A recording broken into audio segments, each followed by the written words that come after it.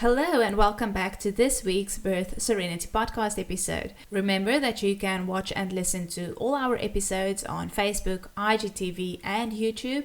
Please subscribe to our YouTube channel. Remember to hit the bell button, that way you will be notified whenever we upload a new episode. Today I have a very special guest on the show and she is Toni Harman. Toni is a filmmaker and a course creator, helping professionals and families to better understand the infant microbiome.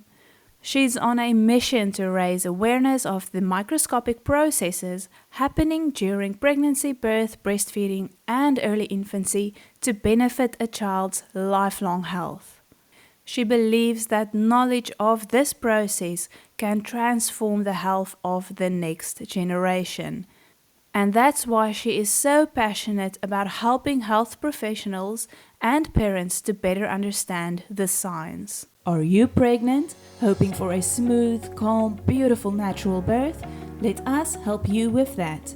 In the Birth Serenity Antenatal Program, we focus on natural birth and would be honored to help and support you to prepare yourself in the best possible way, both mentally and physically for your birth. Our aim is to help you find peace and accept your birth whichever way it turns out. For more information, go to birthserenity.com. Hi Toni, and thank you so much for taking the time to come onto the Birth Serenity podcast. So before we start, will you please tell us about yourself and the amazing work that you do?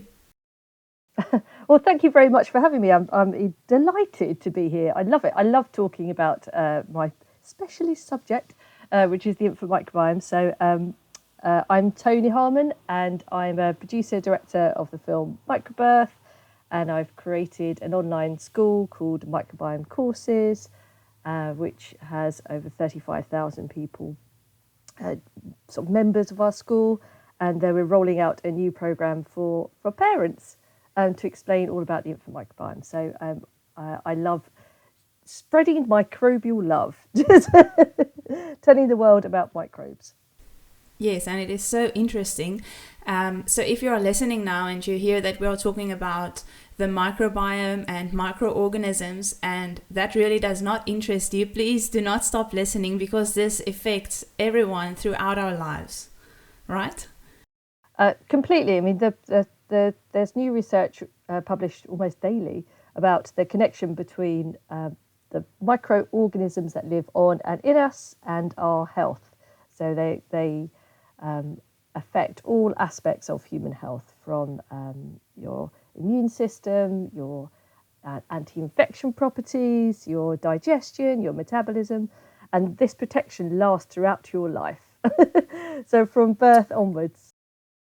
So if your baby's health and well-being is important to you, please continue to listen. Okay, so Toni, when I hear the word microbiome, I obviously know the word micro is got something to do with microorganisms. Will you just define to us exactly what microbiome means, and then more specifically what the infant microbiome is? Okay, so the microbiome is a word, a collective word for all the microorganisms. Well, if you talk about the human microbiome, so it's all the microorganisms related that live on and in the human body. So there's trillions. So your body, me, you, who, if you're listening to this, you too, you have trillions of human cells, but you also have trillions of microorganisms. So that's bacteria, viruses, fungi, protozoa, archaea, all these tiny little microscopic single-celled microorganisms. So it's not just humans have a microbiome. So the soil has a microbiome.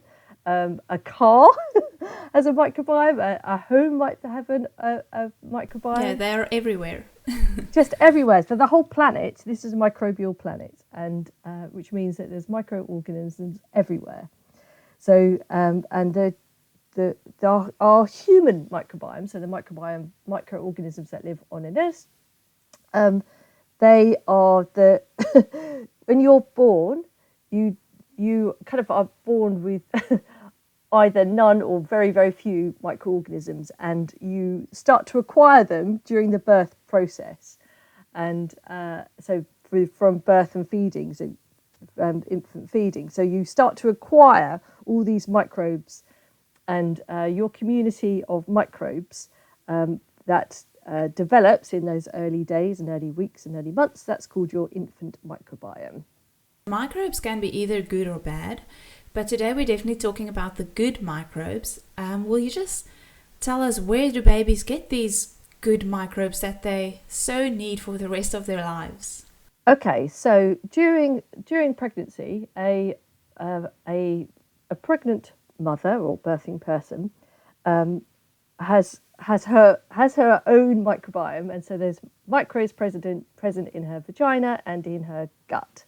And there's some debate at the moment, scientific debate, as to whether microbes can reach the baby in the developing in the womb. So that's a kind of an open question at the moment. But as soon as the baby develops in the amniotic sac, so it's mostly protected from the world of microbes. And as soon as that amniotic sac ruptures, which usually happens before or during labour, then the microbes can reach the baby.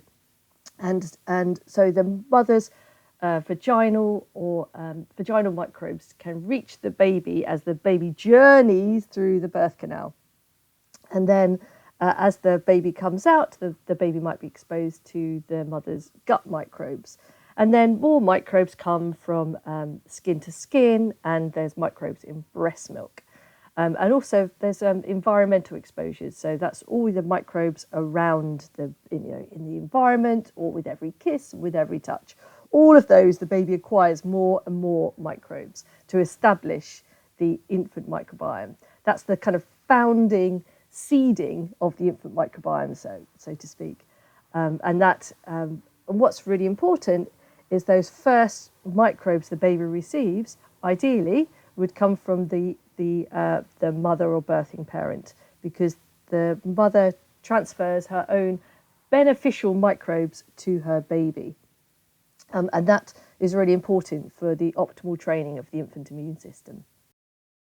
Okay, so they acquire this in the birth canal and as well as, or the birth path, and then on the mother's skin, and also from the environment that they're born in.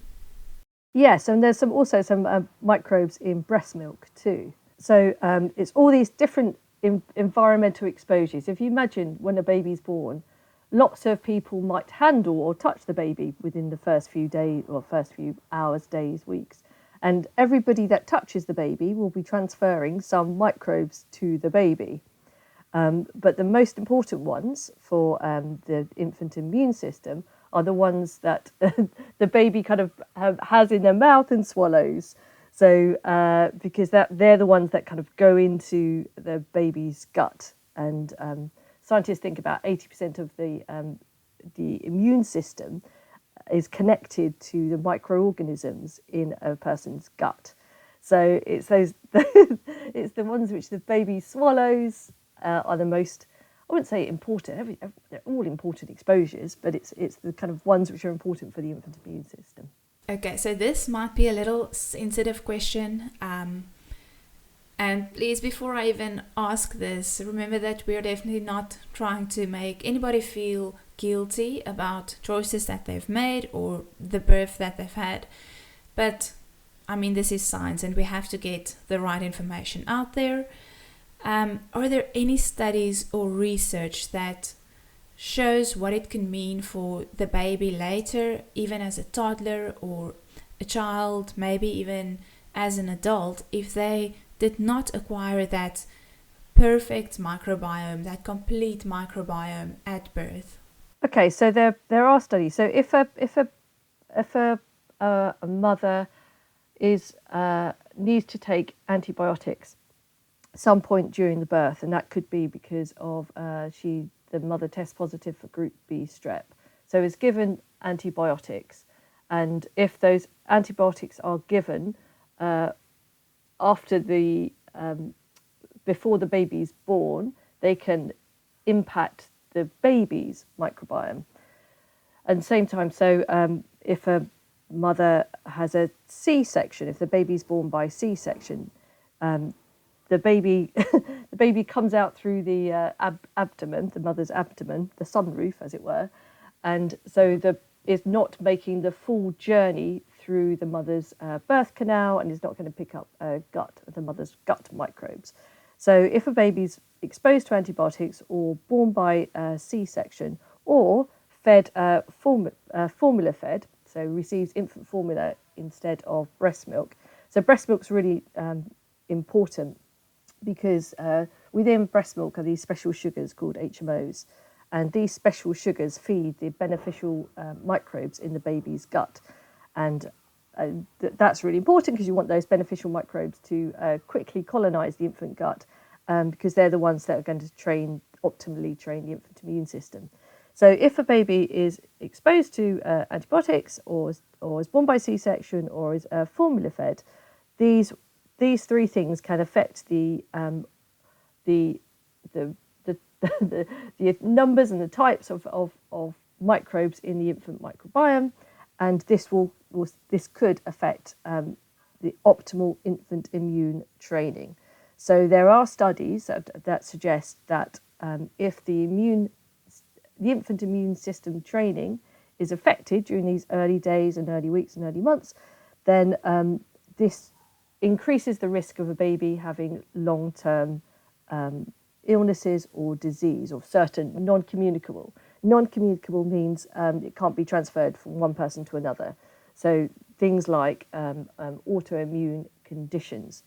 So if a baby is born by C-section, research suggests that the baby is 20% more likely to have, say, type 1 diabetes, or there's higher risk of asthma, there's higher risk of celiac disease. These are autoimmune conditions, and they're non-communicable diseases.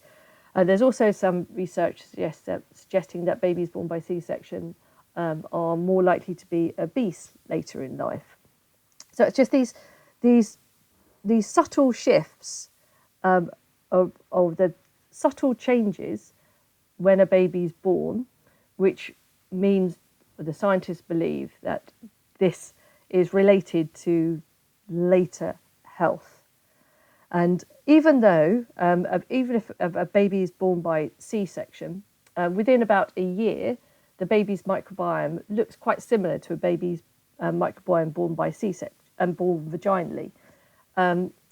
It's because of, even though they might look similar at age about 1 or 2, I wouldn't say damage because that's a terrible word, but the altered microbiome in these early days have not meant that the immune system has been optimally trained. So the immune system has to learn to identify what is friend and what is foe. So friend to be tolerated, foe to be attacked. And so if it's not optimally trained, if it's not quite working properly, and so the immune system can't identify what's friend and what's foe, then it's going to be a mal-educated immune system with these potentially longer term consequences. Okay, wow, that's really interesting. So what happens to the microbiome in a Caesarean setup? Obviously everything is very sterile there. The mother's skin is even sterilized before they start with the operation. So is it just non-existent in that setup, in theatre? Well, if you think about it, my own baby was born by C-section, so I completely understand if this might be difficult if someone's listening who's had a C-section, because it's a sensitive issue, and I'm not wanting anyone to feel guilty. This is just what the science is suggesting. Okay, so but if you imagine when a baby is born vaginally, the baby goes through the birth canal, has immediate skin to skin. The mother is covered with the kind of birth juices, as it were. You've got all the kind of vaginal microbes and the gut microbes, and you've also got not hopefully, if the mother's born at home, the microbes are going to be from the home environment. Yeah, on the blankets. Exactly, everywhere is the kind of microbes associated with that home and with that family. So that's the kind of the way we have evolved as humans to be to be exposed to the kind of microbes of the family from the early days. So the complete opposite of that is a C-section, which is a kind of a sterile hospital operating theatre. And so some babies are born by elective or non-emergency C-section, which means the amniotic sac hasn't ruptured yet. And so you're taking the baby out of a near sterile environment of the womb. You're splitting open the amniotic sac, and the baby's still going to be the baby's gut is still going to be colonized because there's air in the room. But the research suggests that the baby's gut microbiome, the first microbes to reach the baby's gut microbiome, are going to come from the air of the operating theatre. And if you think about that. The air around us contains the kind of the microbes from our skin. So if you think about everybody walking around with a bubble of microbes all around them, so it's amazing. So I have microbes all around me, and so if you're in an operating theatre, you're going to have microbes, even though everything is sterile or has been sort of sterilised. You're still going to have the air of the operating theatre and the microbes associated with the people in the operating theatre. And those microbes are going to be the first ones that colonise the baby's gut. If the baby has skin to skin, that would be great. And there's some woman-centred or gentle Caesarean techniques, which are fantastic for sort of enabling the mother to have skin to skin in the operating theatre. So at least if the baby is put directly onto the mother's chest in the operating theatre, the baby will kind of be nuzzling the mother's skin and hopefully will initiate breastfeeding very quickly. And that's all good because that's the HMO sugars, the special sugars in the breast milk will feed the beneficial microbes coming from the mother. So that's the thing with C-section, and it's difficult to listen to if you've had a C-section, thinking, gosh, that could have an effect on your immune system training. And there's still lots of questions and lots of areas that need to be researched to have a full picture. So at the moment, there's strong evidence, but there's gaps in knowledge, as in what exactly can be done to restore the baby's microbiome. So the one thing that is shown right now is that exclusive breastfeeding is the best thing to help restore the baby's gut microbiome after being born by C-section, if possible. So support for C-section. So I would love every mother who needs to have a C-section to have one-to-one dedicated support, standing by almost, standing by in the operating theatre to enable exclusive breastfeeding. So to support the mother to establish and initiate breastfeeding. Okay. Yes, we are definitely not trying to make anybody feel bad here, but if you are a healthy mother carrying a healthy baby and you are given this choice as to whether you want a natural birth, a vaginal birth, or a Caesarean, and you are on the fence, maybe this will get you thinking, if it is possible for you to have a vaginal birth. But obviously Caesareans saves lives, and we are thankful for that. So let's say a mother needed a Caesarean. What do you think are little practical things that we can do in those moments right after the birth then to try and get the microbiome perfect for the baby? So things like you just said, immediate skin to skin. So not taking the baby away from the mother, maybe vaginal seeding. What are little practical things that you can include in your Caesarean birth plan, should your birth work out like that? So there are sort of things that you can do if a baby's born by C-section. So first thing to set up, ideally, lactation support. So to have an IBCLC or a lactation counsellor or a lactation consultant close by, or that you hire or you drag along with you, or someone who is experienced in breastfeeding to support you, because establishing breastfeeding after Caesarean is more difficult. So that's kind of a really good thing.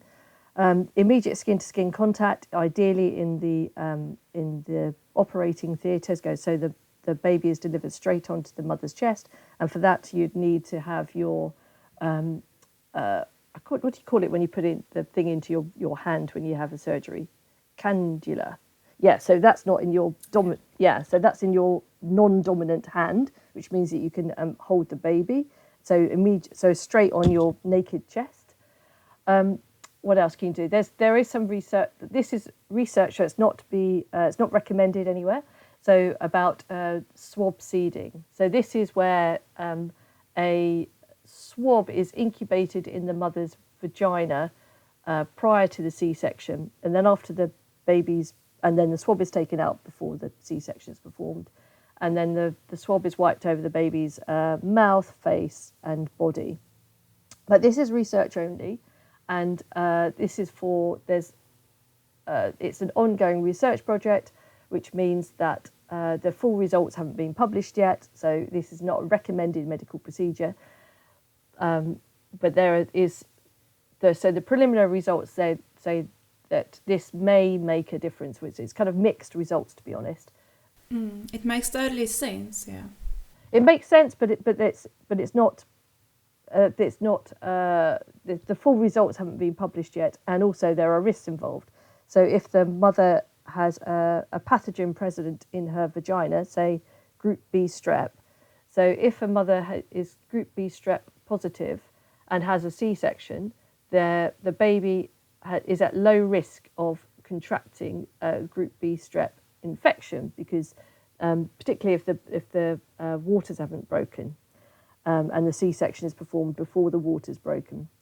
But if you're swab seeding and you have group B strep in your vagina, then you're exposing the baby to the group B strep, which could potentially turn into an infection.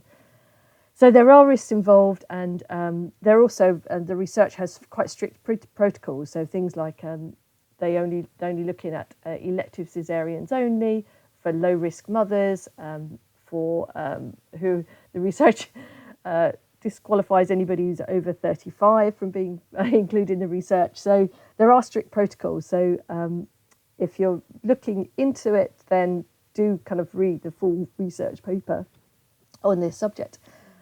So what else can you do? You could, if sometimes there are situations where the mother can't immediately have skin to skin because there's kind of an emergency situation, or just it's not possible.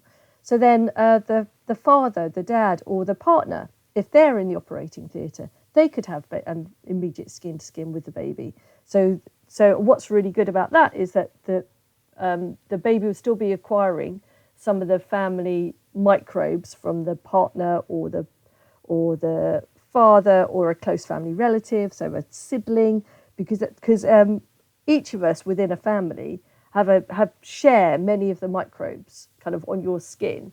It wouldn't be the kind of special beneficial gut microbes from the mother, but at least it's the kind of the family microbes. So that would be a really good thing. If the mother isn't available to do skin to skin, then to facilitate skin to skin with another family member or the partner or dad, someone from the family within the operating theatre or in the recovery room.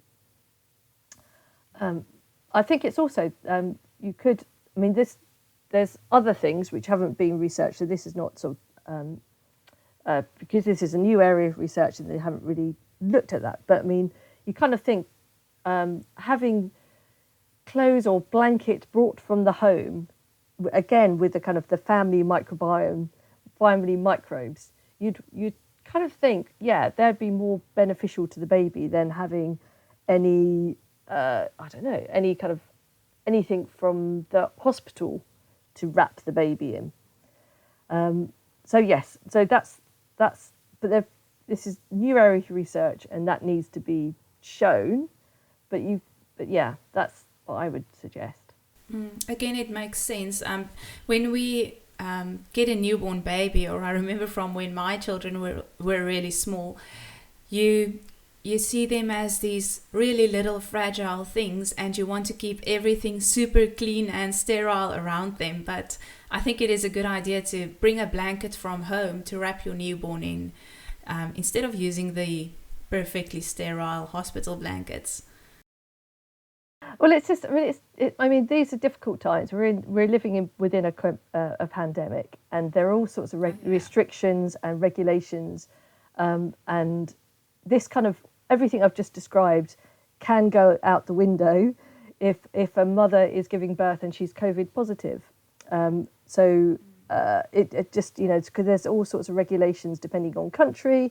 I mean, ideally you'd want the baby and mother together, and for the mother to breastfeed still, because breastfeeding would be fantastic for the baby.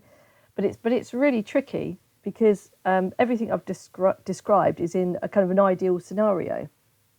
And within a pandemic, I don't know, it's difficult. Okay. In the end of the day, we know that this world of microorganisms really do exist, and they really do influence our daily lives. But I think your best bet then will just be to really try and exclusively breastfeed. Yes, for as long as possible. Regardless of how your birth turns out. Yeah, I mean, sometimes you don't know how what happens with birth, and for all the best laid plans, and for me, I had I thought I was so prepared. I took 2 different birth education classes because I wanted to be super prepared, and I wanted to have a home birth, and I wanted to exclusively breastfeed. And then I ended up with an emergency C-section, and then struggled to breastfeed, and I didn't have the support that I needed. So it's kind of it's putting things in place and having the support there if possible. And if you can exclusively breastfeed, then or if you can't breastfeed, then to express your milk and to give your baby your expressed breast milk. And if that's not possible, then to look into options for donor milk, or peer-to-peer sharing, to providing that the person you're peer-to-peer sharing with has been screened for all sorts of pathogens and all that sort of stuff. And that's not, if you're using donor milk or peer-to-peer sharing, that's not the kind of the special sugars that are linked directly with the beneficial microbes from the mother. So yes, so in order of preference, it would be breastfeeding, express milk, peer-to-peer sharing, or donor breast milk. And then if none of that is possible, then infant formula. In some situations, infant formula can be life-saving, and it is nutrition for the baby, but it's not as complex as the mother's own breast milk. So within breast milk, you've got so many living factors. You've got these microbes, you've got like hundreds of different types of microbes. You have all these special HMO sugars, which are the sugars that feed the beneficial microbes coming from the mother. You also have these immune components. You have growth factors. You have, as well as nutrition and everything else. So breast milk is everything that the baby needs. And it's also everything the baby's microbiome needs. So, so that's kind of to be promoted. And it's not trying to make anyone feel guilty or to question their choices. It's just saying this is what the science is showing. And I think there should be more dedicated one-to-one support for all mothers. I do. I really feel strongly that this should be a priority for all maternity systems. Mm-hmm. I always tell the mothers that if you're feeling that it's really hard or you are struggling to breastfeed, then you just need better support. Just don't give up yet, please. Just get support. I think that's a really good way of looking at it. That is just, there is support out there, and different countries have their own different support systems. And particularly at the moment, because everybody has moved online, so a lot of support is available online. So one-to-one support is available, and resources are available, and so you're not alone, and don't give up. But also, I don't know, it's difficult. It's difficult to establish breastfeeding, and having to support support of people around you. So it's not just the professionals, it's having your family members who are supportive of you, who bring you a cup of tea or a drink as you're breastfeeding or something to eat. That can make a real difference too. Toni, just to wrap up this episode, any last thoughts or something that you want to share with the listeners? One other thing. So we interviewed a scientist from who is looking at who's doing research with the Hadza, a group of a community of people living in Tanzania, and so the Hadza live, they're hunter-gatherers and have the same lifestyle that they've had for, I don't know, tens of thousands of years. Very primitive. Yes, I wouldn't say primitive because it's quite. They've got a fantastic culture, which and their microbiome is amazing. It's amazingly diverse. Anyway, so he was describing a birth within sort of this Hadza community, and he said that it is just kind of this within their homes. It is this kind of, and you've got animals in their homes, is in the kind of like I don't know, they've hunted animals and the remnants are in their homes, and there's straw and there's dirt and there's muck, and the mother gives birth in this kind of muck, and it's just part of, that's how we have evolved. That's my message really. For it to be mucky and to and I don't know, it's all part of kind of the richness of our microbiome, and over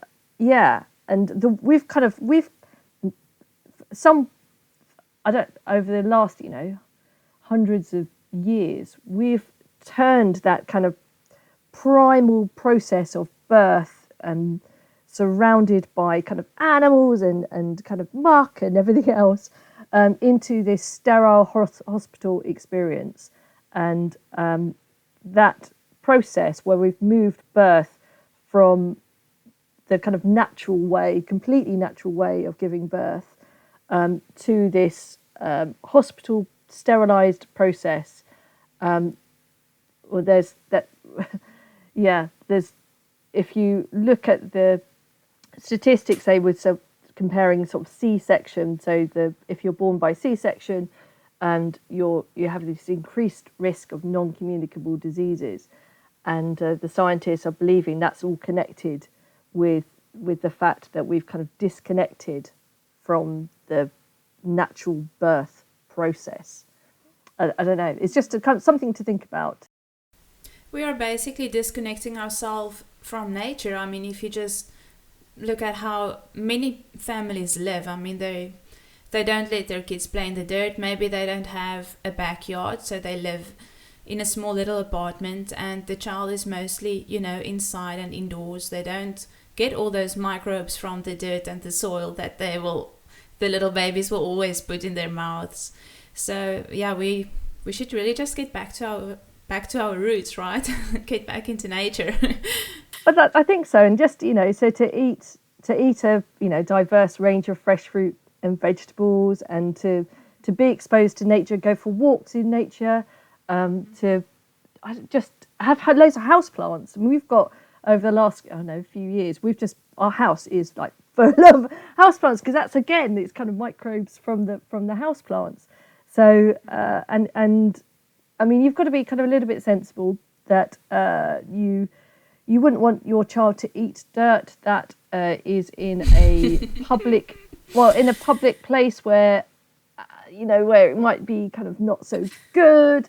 I don't know. So if you, I mean, it is a kind of a balance, isn't it? So if I was eating, we don't tend to use antibacterial cleaners at all.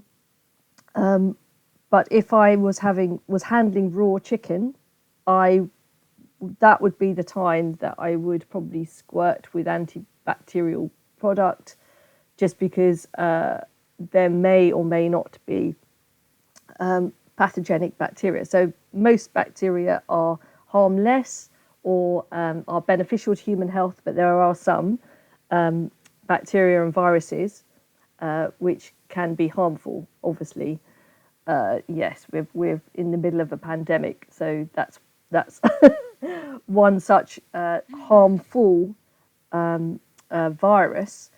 But it's having that kind of, yes, connecting with nature and being mindful of having a kind of a good relationship with our microbes.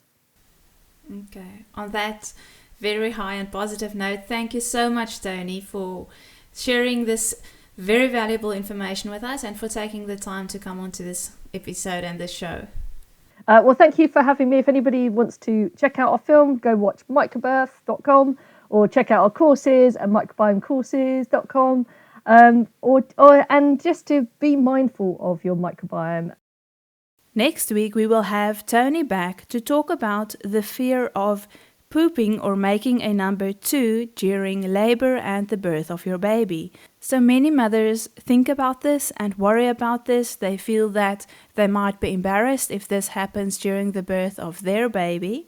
But few have the courage to ask about it. And that's why we will have Toni back on the next episode to help you overcome this fear. So for now, from me and Toni, it's not goodbye, but make sure you tune in again next week. My name is Caroline Vogt, and I am extremely passionate about pregnancy, birth and babies, and helping you to find your way through and embrace both the messy and magical things on this extraordinary journey of bringing your precious baby into this world. I'm a small-town mama who has taken a leap and become a certified birth educator, and have a very deep desire to help as many mothers as I can around the world. I want you to feel ready, confident and excited to go into labor so you can have your best chance at a smooth, calm and a beautiful natural birth. So please get comfy and ready to learn all you need to know to feel prepared and informed about your pregnancy, birth and easing into breastfeeding with confidence. We won't shy away from the real talk. This is the Birth Serenity Podcast.